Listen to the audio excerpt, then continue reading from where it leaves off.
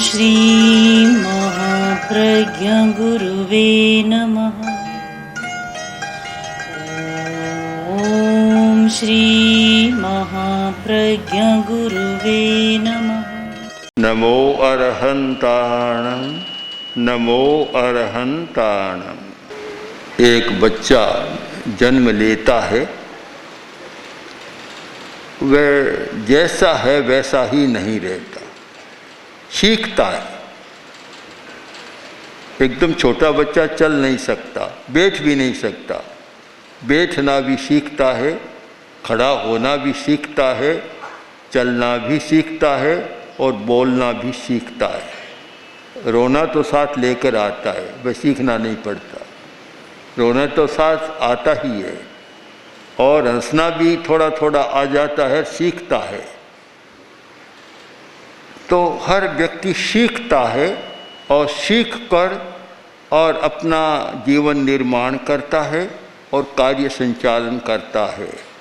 इसीलिए शिक्षा का बड़ा महत्व रहा कि शिक्षा के द्वारा आदमी अज्ञात को ज्ञात कर सकता है, जो नहीं जानता उसे जान लेता है, और जो नहीं कर सकता वह काम करने लग जाता है शिक्षा के द्वारा।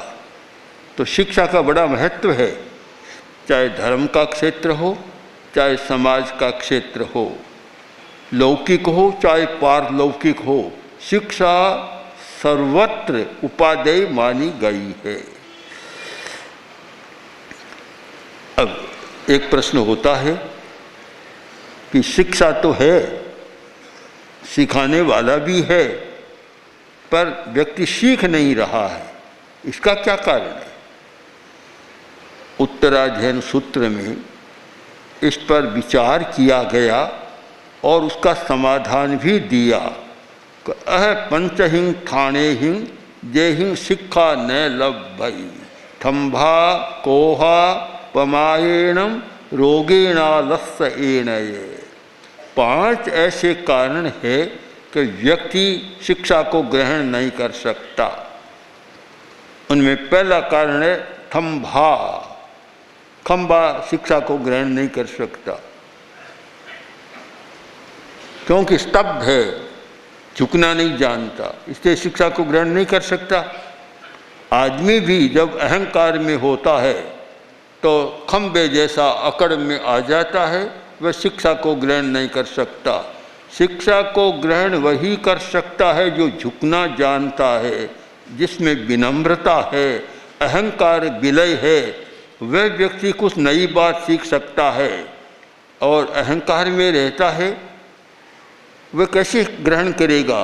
कुछ लोगों को देखा है, कुछ कह दो ये कि मैं तो जानता हूँ, कोई कुछ भी कह दो कि मैं जानता हूँ, तो जानता शायद कुछ भी नहीं। बड़ी कठिनाई है हमारी। और इसीलिए भर्तृहरि ने ठीक लिखा, अज्ञ सुख माराध्य। जो नहीं जानता उसे सिखाया जा सकता है, बहुत सुविधा से, सरलता से सिखाया जा सकता है। सुखतर माराध्यते विशेषज्ञ। जो विशेषज्ञ है उसे तो हर बात बहुत थोड़े में समझाई जा सकती है, पर ज्ञान लव दुर्विदग्धम ब्रह्मापितम नरम न रंजयति।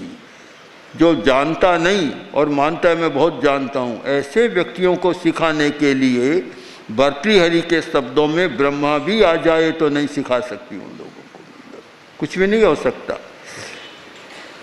तो एक बड़ी बाधा है स्तब्धता, अकड़न, खंभा बन जाना, तो सीधा खड़ा रहता है, कभी और झुकना सीखा ही नहीं।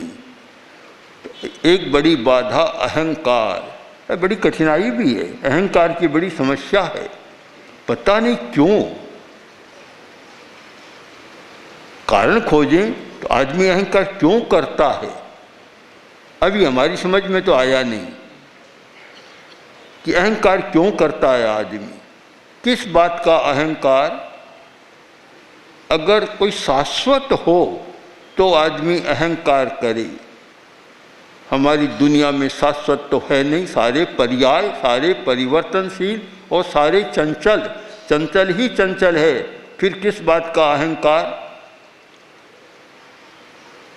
मानते थे कि दुनिया के बड़े बड़े भवन है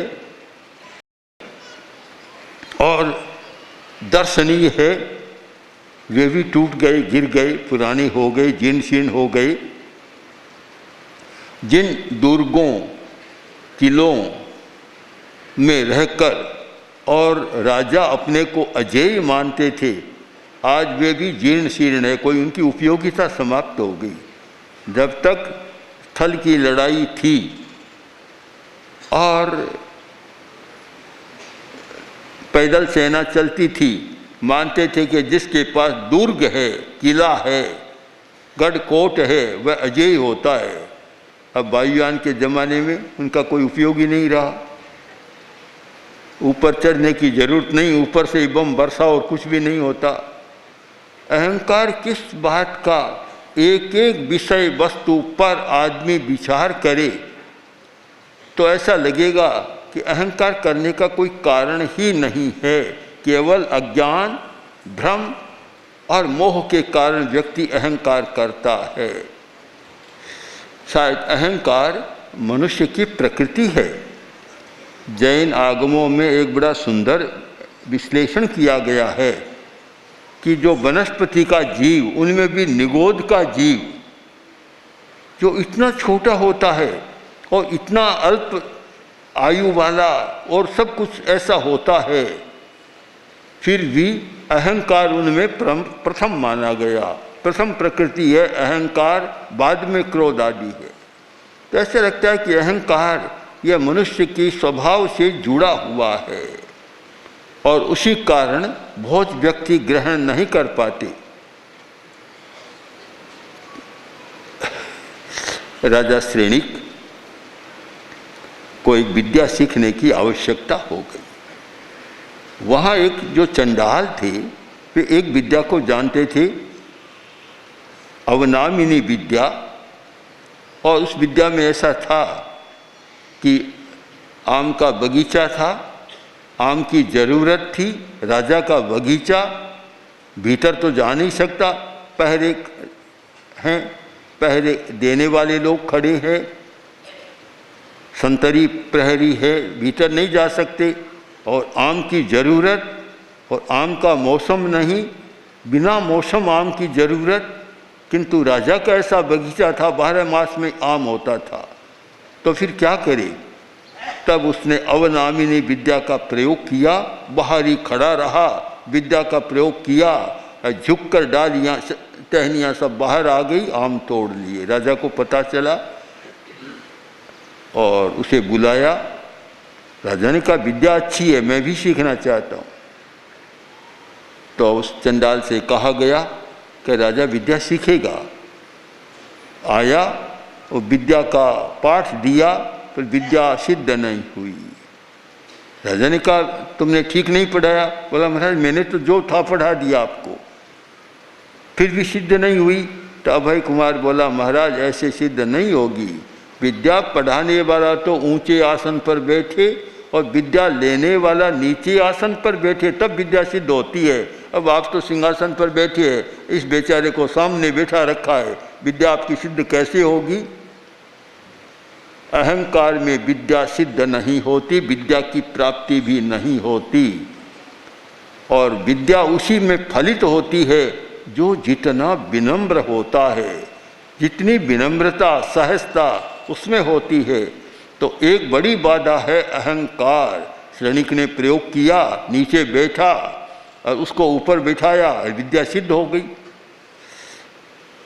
जो भी विशेषज्ञता है वह विनम्रता के बिना नहीं आती। मैंने देखा, बड़े बड़े विद्वानों को देखा, आचार्य तुलसी ने यात्राएं की और देश भर में हमारा विद्वानों से संपर्क रहा। और ऐसे दिग्गज विद्वान जो उस समय के थे, उनके साथ हमारा संपर्क रहा, उनको देखा, पढ़ा, तो ऐसा देखा कि इतने विनम्र थे जिसकी कोई सीमा नहीं। डॉक्टर सतकड़ी मुखर्जी अपने समय के बहुत प्रसिद्ध दार्शनिक विद्वान थे और देश विदेश में बड़ी ख्याति थी उनकी और सब लोहा मानते थे। एक बार एक विद्वान ने लिख दिया कि आचार्य तुलसी के सामने सतकड़ी मुखर्जी जाते हैं, बैठते हैं। आचार्य तुलसी को तो वे पढ़ा सकते, एक कटु आलोचना कर दी। ये बात जब सतकड़ी मुखर्जी के पास पहुंची, उन्होंने एक पत्र लिखा। ये हमारा प्रमाद ही समझिए कि वह पत्र सुरक्षित रह नहीं सका, पता नहीं कहीं है तो कहीं छिपा हुआ पड़ा है। उन्होंने लिखा कि जिस विद्वान ने लिखा उसको पता नहीं है, मैं तो जब जब आचार्य तुलसी के सामने जाता हूँ तो एक बच्चे की तरह अपने आप को अनुभव करता हूँ। एक छोटा बच्चा होता है वैसा लगता है, वे महान है, उनके सामने मैं कुछ भी पहुँच नहीं सकता। तो इतनी विनम्रता देखी। सैकड़ों व्यक्ति मेरे सामने आते हैं, चाहे बनारस के, पूना के, उज्जैनी के, मुंबई के और दक्षिण भारत के कहीं भी गए। ये जो बड़े विद्वान थे उन सबको तो विनम्र देखा, और जो अधकचरे थे उनमें अहंकार भी देखा।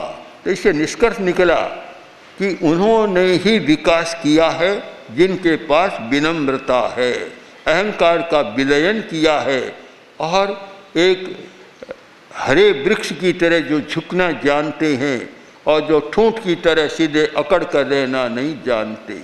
तो एक बड़ा आया अवरोध कि शिक्षा कौन नहीं ग्रहण कर सकता, कि थम्भा तो स्तब्ध है, खंभे की भांति सीधा खड़ा रहता है, वह विद्या शिक्षा को ग्रहण नहीं कर सकता। दूसरी बात कोहा, क्रोधशील व्यक्ति है, बात बात में क्रोधी बन जाता है, वह ग्रहण नहीं कर सकता। पता नहीं क्यों क्रोध आता है, कोई प्रकृति ऐसी है तो आदमी उबल पड़ता है, कारण अकारण। अकारण क्रोध आता है, यह भी एक खास बात है, कारण से भी नहीं आना चाहिए। एक समझदार व्यक्ति, चिंतनशील व्यक्ति, उसे कभी क्रोध करना नहीं चाहिए। क्यों? कि यदि सत्यम के कोपे यद सत्यम किंग कोपे ने, कितना सुंदर कहा गया कि तुम्हें कोई गाली दे रहा है, तुम्हारी कोई आलोचना कर रहा है, तुम्हारी कोई निंदा कर रहा है, तुम्हारे बारे में कुछ कह रहा है, तो तुम्हें क्या करना चाहिए? आकृष्टेन मतिमता तत्वान्वेषणे मति कार्या, तत्व की अन्वेषणा में मति लगानी चाहिए कि यदि सत्यम, मेरे बारे में जो कह रहा है अगर वह सत्य है तो फिर मुझे क्रोध नहीं, मुझे बदलना चाहिए। क्रोध नहीं करना चाहिए, बदलूँ मैं अपने आप को। यदि सत्यम, अगर झूठ है तो मुझ पर लागू ही नहीं होता, फिर मुझे क्रोध क्यों करना चाहिए? जब मुझ पर लागू ही नहीं होता, वह कोई आरोप लगा रहा है, निंदा कर रहा है, वह मुझ पर लागू ही नहीं है, क्यों मैं वैसा नहीं हूँ, तो फिर मैं क्रोध क्यों करूँ? मैं मानूँ कि वह किसी दूसरे को ही कह रहा है। ये बड़ा अवरोध है शिक्षा का, क्रोध की प्रकृति। विद्यार्थी गुस्सेल है, अध्यापक के सामने समस्या हो जाती है। साधक गुस्सेल है तो गुरु के सामने समस्या हो जाती है, और कर्मचारी और गुस्सेल है तो मालिक के सामने समस्या पैदा हो जाती है कि क्रोध के कारण समस्याएं बहुत पैदा होती है। परिवार में भी समस्या पैदा होती है। एक अधिकारी जो IAS ऑफिसर था हमारे पास आया, आकर बोला कि मुझे क्रोध बहुत आता है, मैं कम करना चाहता हूँ। मैंने क्यों कम करना चाहते हो? पाला हुआ है, पोसा हुआ है, जब पाला पोसा हुआ है फिर उसको कम क्यों करना चाहते हो? बोला कि परिवार में बड़ी समस्या पैदा हो गई है और मेरे कारण सारा परिवार दुखी बन रहा है, मुझे दया आ रही है, अब मैं क्रोध को कम करना चाहता हूँ। तो हर जगह समस्या आती है, तो सब चिंतन करें कि क्रोध शिक्षा ग्रहण में भी बड़ा अवरोध है। वह शिक्षा को सम्यक प्रकार से ग्रहण नहीं कर सकता, जो कुछ कहा जाए उल्टा ही ग्रहण करेगा। तीसरी बात पमायनम, प्रमाद। प्रमाद बहुत है।